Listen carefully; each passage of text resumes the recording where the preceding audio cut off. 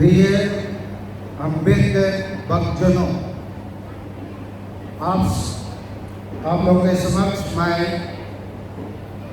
10 मुख्य पॉइंट्स रखने वाला हूँ। उसको गौर से देखिए, ध्यान से सुनिए और ये हम सबों को लाभान्वित करेंगे।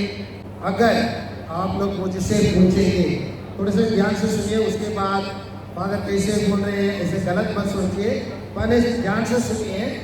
अगर आप लोगों में कोई मुझसे पूछेंगे धार्मिक रूप से कोई मुझसे पूछ लिया या प्रश्न किया, दुनिया में सबसे अच्छे धर्म ग्रंथ कौन सा है, एक ईसाई होने के नाते मैं फट से बोल दूंगा बाइबल।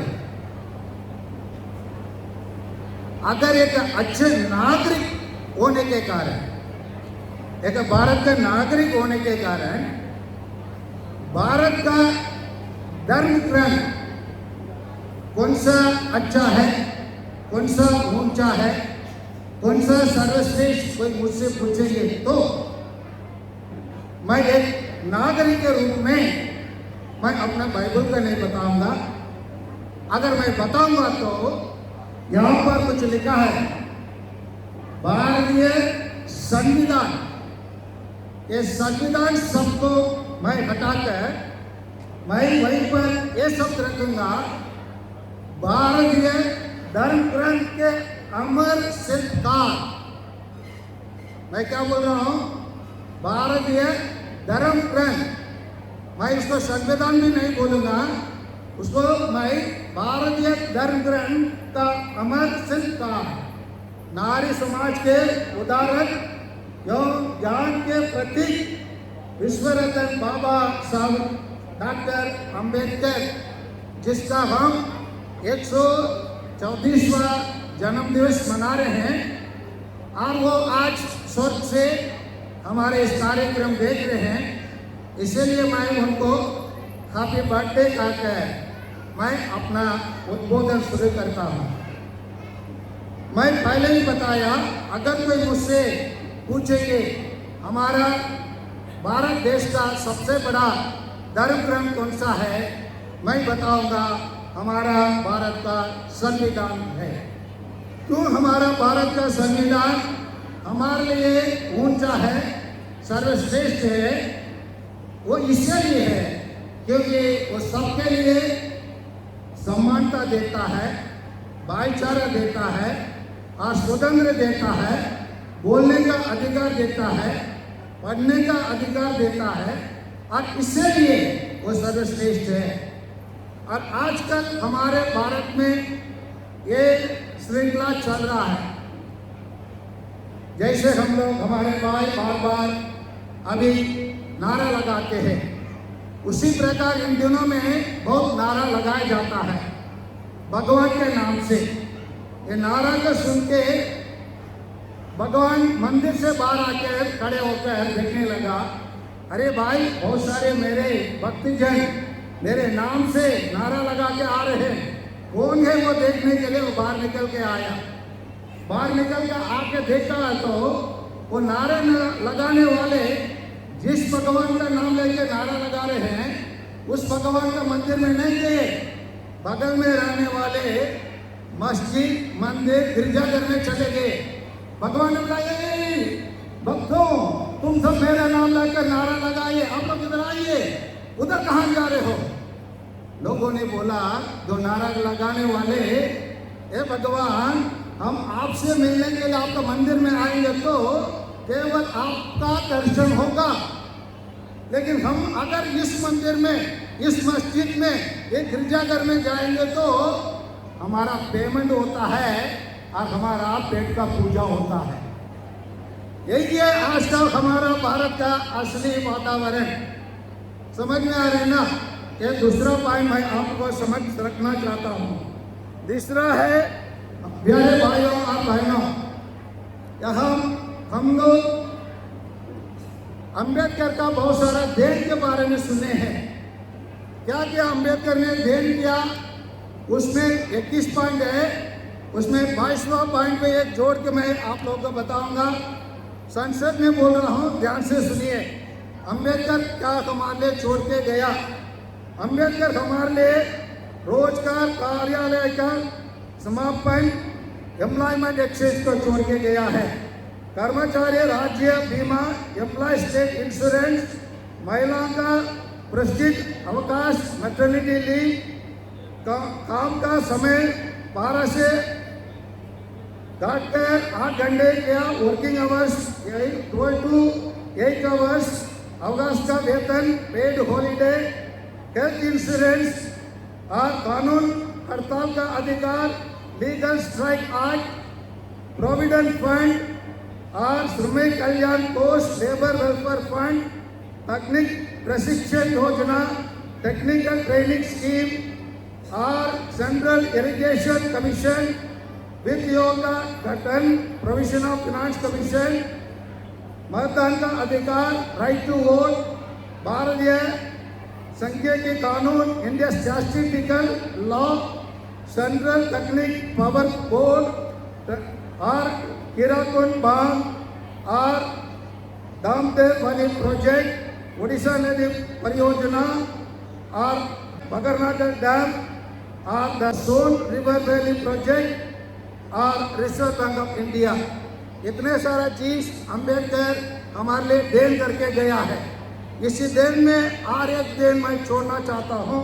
इसके पहले ही बताया हूँ और भी आप लोगों के सामने बताने में मैं मजबूर हो रहा हूँ। वही है, गांधी जी का जीवन जीने का देन दिया है वो अंबेडकर। वो कैसा है? पूना पैक्ट कहते हैं, पूना समझौता कहते हैं। पूना समझौते के टाइम पर Mahatma Gandhi fast on to death कर रहे थे, मृत्यु तक उपवास कर रहे थे, मरने के परिस्थिति में थे। अंबेडकर गांधी जी के मांग को पूरा करने के लिए तैयार नहीं थे, क्योंकि वो SC ST और OBC लोगों को विरोध था। इसीलिए अंबेडकर तैयार नहीं था पूना पैक्ट में साइन करने के लिए। लेकिन पेपर वाले और राजनीतिक लोग उनसे अनुरोध किए, अंबेडकर जी साइन कर दीजिए, नहीं तो गांधी जी मर जाएंगे। अगर गांधी जी मर जाएंगे तो इसका नाम आप पर आ जाएंगे। इसीलिए उस पर गलत नाम नहीं आने के लिए अंबेडकर ने गांधी जी को जीवन जीने का देन दिया। जीवन का जीने का एक उनका लंबा आयु बढ़ने के लिए अंबेडकर ने देन दिया। इसीलिए मैं एक सच्चाई बता रहा हूँ। हमारे नरेंद्र भैया ने बहुत सारे बताया है और वकील लोग भी बताए और हमारे CGM ने भी बताए, बच्चे लोग भी बहुत सारे बताए। और एक चीज़ बताना चाहता हूँ, दुनिया में भारत के मूलवासियों लोगों का स्टैच्यू रहता है, मूर्तियाँ रहता है। उसमें 2 लोगों का मूर्ति ज़्यादा रहता है, एक है गांधी जी, दूसरा है भीमराव अंबेडकर। लेकिन उसमें ज़्यादा अधिकांश देशों में जिसका मूर्ति लगा गया है या जिसका स्टैच्यू है वही है हमारा भीमराव अंबेडकर। इसीलिए उसके लिए जोरदार ताली बजा दीजिए। भीमराव अंबेडकर के लिए हम बहुत सारा मूर्तियाँ पूरा दुनिया में है। यही है अंबेडकर का महानता। आप प्यारे भाई और बहनों, हम लोग MSW करने के टाइम पर हमको बताया जाता है, आप पहले जाओ वहाँ का समस्या को जान लो और समस्या का जानने के बाद उस समस्या का निवारण निकालो। निवारण निकालने के बाद ट्रीटमेंट करो। ट्रीटमेंट करने के बाद लोगों को उसको फॉलो अप करने के लिए बताओ। उसी प्रकार भीमराव अंबेडकर हमारे समाज में क्या हो रहा है उसको जाना, उसी ने वो पढ़ाई किया। 1 डिग्री नहीं है, 32 डिग्री पढ़ाई किया। पढ़ाई करके उसको ट्रीटमेंट के रूप में हमारे सामने संविधान को छोड़ के गया, ताकि हम संविधान को फॉलो अप कर सकते हैं। अगर हम फॉलो अप नहीं करेंगे, प्यारे भाइयों और बहनों, हम लोग सब क्रिकेट देखते हैं। क्रिकेट में हम लोग देखते हैं कि एक जमाने था जब गावस्कर कपिल देव का जमाने था, और उसके बाद मोहम्मद असारुद्दीन और सौरव गंगुली का जमाना था, उसके बाद धोनी का जमाना था, उसके बाद विराट कोहली और रोहित शर्मा का जमाना अभी चल रहा है। लेकिन हमारे लोग भी बीच में अंबेडकर के बाद कोई एक व्यक्ति जीवित रहा है तो यहाँ हम लोग के लिए केवल कंसरम दिखाई दे रहा है। बाकी सब लोग अंबेडकर के पहले जीने वाला व्यक्ति थे। हमारे बीच में अंबेडकर पैदा होने की जरूरत है। अंबेडकर पैदा नहीं होंगे। मैं ये बता रहा हूँ, हमारे देश में एक संविधान बनेगा, वो अंबेडकर का संविधान नहीं होंगे, वो मनुस्मृति का संविधान होगा। मनुस्मृति का संविधान किस प्रकार होंगे? EWS कहते हैं, इकोनॉमिकली वीकर सेक्शन, मतलब आर्थिक रूप से जो लोग कमजोर है उनके लिए आरक्षण दिया जाता है। उसमें कोई भी पोस्ट खाली होता है तुरंत यूं कराया जाता है। आज तक एसटी लोगों का बहुत सारा जगह खाली पड़ा है और उसमें न्यायालय में बहुत सारे जगह, हॉस्पिटल में बहुत सारा जगह, शिक्षा बोर्ड में बहुत सारे जगह खाली आज भी SC/ST OBC लोगों का जगह खाली पड़ा है। लेकिन EWS का एक भी व्यक्ति का सीट आज भी खाली नहीं है। इसको ये सच्चाई के जानिए, एक दिन मनुस्मृति अमल कर देंगे, हमारा अंबेडकर का संविधान जलाया जाएगा और नहीं तो क्या बोलेंगे, कूड़े के गड्ढा में उसका फेंक दिया जाएगा। इसीलिए ध्यान रखिए, अंबेडकर संविधान जैसे हम लिखे हैं, अमर शिल्पकार का लिखा हुआ संविधान अमर रहना है तो उसका जीवित रखने का काम हम लोग प्रत्येक जन का है। इसीलिए हम लोग में जब तक अंबेडकर पैदा नहीं होंगे हम लोग डूब जाएंगे, मर जाएंगे। और आगे प्यारे भाइयों और बहनों, और इसको ध्यान में सुनिए, ये चीज है, एक बार एक सफाई कर्मी से उसके पास BWM कार्ड रहा, उसके देखकर ऊंचे जात वाले बोलने लगे, आप रिजर्वेशन के कारण आपका ये BWM कार्ड आपके लिए मिला है। उन्होंने बोला मेरे लिए BWM कार्ड है तो है, मेरे जैसे सफाई कर्मी का काम आपके ऊंचे जात से एक जन बता दो। उन्होंने प्रश्न किया, कौन वो सैनिटाइजेशन का सफाई का करने का काम कौन करता है? हम लोग करते बताया है।